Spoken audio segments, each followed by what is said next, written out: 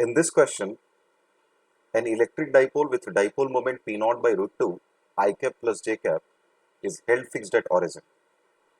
इस सर्कल के ओरिजिन पे एक डाइपोल है जिसका मैग्नीट्यूड P naught है और ये एक्स एक्सिस के साथ 45 डिग्री बना रहा है. ठीक है. In the presence of uniform electric field of magnitude E naught. So इस पूरे रीजन में एक एक्सटर्नल फील्ड है E naught. We do not know the direction of E naught. External field का डायरेक्शन पता नहीं है हमें, लेकिन मैग्नीट्यूड हर जगह पे E naught होगा. ठीक है, एक्सटर्नल फील्ड का. फिर बोला है if the potential is constant on the circle of radius r, इस पूरे सर्कल में पोटेंशियल कांस्टेंट है.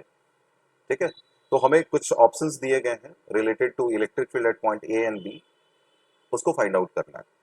ठीक है, ओके. सबसे पहला चीज हम जानते हैं कि अगर कोई कर्व या फिर कोई सरफेस इक्विपोटेंशियल होना होता है तो इलेक्ट्रिक फील्ड उस कर्व पे हर एक पॉइंट पे परपेंडिकुलर डायरेक्शन में होना चाहिए. कहने का मतलब है कि there should not be any component of electric field tangential to the surface. Tangential अगर हो गया तो फिर इक्विपोटेंशियल नहीं रहेगा वो. ठीक है, तो अगर हम पॉइंट ए की बात करें या बी की बात करें, इन पॉइंट्स पे या किसी भी पॉइंट पे ले लें इस सर्कल में, इस पॉइंट पे टेंजेंशियल डायरेक्शन में कोई फील्ड नहीं होना चाहिए. ठीक है, ऑल राइट.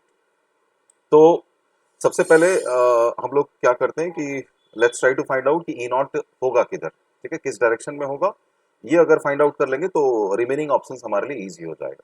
ठीक है, नाउ अब हम देखते हैं कि अगर पॉइंट ए पे देखा जाए तो पॉइंट ए पे डाइपोल की वजह से जो इलेक्ट्रिक फील्ड होगा वो तो रेडियल होगा, इस डायरेक्शन में होगा. And we know this value, ये वैल्यू हो जाता है एक्सिस पे, डाइपोल के एक्सिस पे जो फील्ड होता है this is 2kp naught divided by R cube. ये मैं फील्ड लिख रहा हूँ डाइपोल का. ठीक है, और वही चीज पॉइंट बी जो होगा वो, क्योंकि यहाँ से आप देखोगे डाइपोल से ये 90 डिग्री बन रहा है पॉइंट बी वाला लाइन, तो ये पॉइंट बी इक्विटोरियल पोजीशन हो जाएगा. और इक्विटोरियल पोजीशन पे मुझे पता है कि जो इलेक्ट्रिक फील्ड होता है वो डाइपोल मोमेंट के बिल्कुल एंटी पैरेलल होता है. और ये जो वैल्यू हो जाता है यहाँ पे इलेक्ट्रिक फील्ड का, ये हो जाता है K P naught by R cube. ये मैं अभी फील्ड दिखाया डाइपोल का. ओके, नाउ अब क्योंकि अब देख सकते हो ए पे तो फील्ड, यहाँ पे जो डाइपोल का फील्ड है वो तो रेडियल है, दिस इज परफेक्टली फाइन, ये तो चलेगा. ठीक है, लेकिन बी पे यहाँ पे जो इलेक्ट्रिक फील्ड है वो टेंजेंशियल डायरेक्शन में हो गया.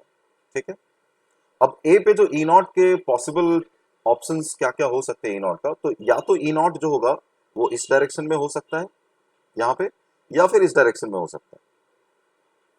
यही दो पॉसिबिलिटीज बनेगा ई नॉट के लिए. बाकी किसी भी डायरेक्शन में ये ई नॉट यहाँ पे पॉइंट ए पे नहीं हो सकता. अब इसी में से मुझे एलिमिनेट करना पड़ेगा कि किस डायरेक्शन में होना है. सो उसको एलिमिनेट करने के लिए let's look at point B. ठीक है, यहाँ पे आप देखेंगे तो एक टेंजेंशियल कंपोनेंट है इलेक्ट्रिक फील्ड का which is K P naught by R cube, और ये चीज को नलिफाई करना पड़ेगा. ठीक है, सो नलिफाई करने के लिए इलेक्ट्रिक फील्ड का एक कंपोनेंट तो इधर होना पड़ेगा. ठीक है, और हम बोल सकते हैं कि पूरा का पूरा ई नॉट ही जो है वो इसी डायरेक्शन में होना चाहिए. अगर कोई दूसरा डायरेक्शन में आया तो, क्योंकि ई नॉट का फील्ड जो है वो तो यूनिफॉर्म है. ठीक है, तो अगर किसी और डायरेक्शन में ले लेते, सपोज मैंने इस डायरेक्शन में दिखा दिया होता ई नॉट का, और हम बोलते क्लेम करते कि ई नॉट का एक कंपोनेंट इसको बैलेंस कर लेता. ठीक है, तो इलेक्ट्रिक फील्ड यहाँ पे भी तो कुछ उसी डायरेक्शन में लेना पड़ता मुझे. ठीक है, तो फिर यहाँ पे उसका एक टेंजेंशियल कंपोनेंट हो जाता. तो दिस देन गिव्स अस कि ये जो ई नॉट है वो, अगर मैं पॉइंट बी पे कॉन्सेंट्रेट करूं तो ई नॉट पूरा का पूरा इधर होना चाहिए. ठीक है, इसका मतलब कि ये जो चॉइस है हमारे पास ई नॉट के लिए, ये पॉसिबल नहीं हो सकता. ठीक है, ये ई नॉट इधर ही होगा. ओके, तो और मैग्नीट्यूड वाइज अगर देखें तो क्योंकि यहाँ पे पॉइंट बी पे ये दोनों फील्ड एक दूसरे को कैंसिल करना है, तो मैग्नीट्यूड वाइज ई नॉट का जो वैल्यू होना चाहिए this should be equal to K P naught by R cube.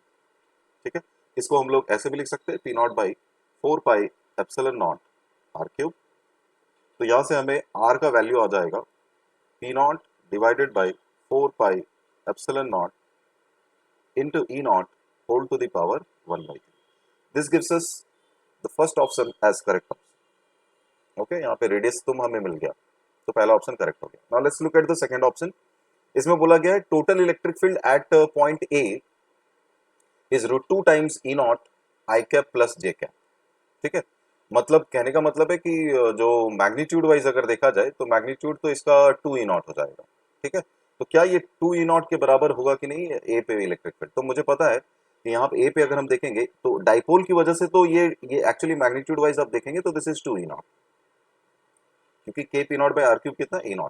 तो 2E0 तो केवल डाइपोल का फील्ड हो गया, एक्सटर्नल फील्ड ऐड होगा तो यहाँ पे पॉइंट ए पे जो इलेक्ट्रिक फील्ड आइडियली होना चाहिए that should be equal to 3 times E0।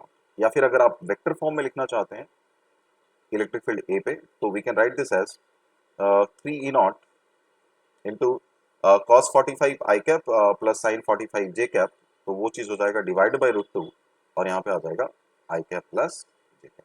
So this should be the electric field at point A, लेकिन ये ऑप्शन बी से मैच कर नहीं रहा, so this is our incorrect option. Okay, now अभी हमने देखा कि पॉइंट बी पे जो होगा वो नेट इलेक्ट्रिक फील्ड 0 हो जाएगा, so that gives us C as the correct option. Option D में बोला है कि the magnitude of total electric field on any 2 points of circle will be same. तो क्लियरली हम देख सकते हैं ए पे जो है वो अलग वैल्यू आ रहा है, बी पे 0 आ रहा है, ए पे नॉन जीरो, तो हर जगह पे तो मैग्नीट्यूड सेम नहीं है, सो डी भी इनकरेक्ट हो जाएगा। So the correct options are A and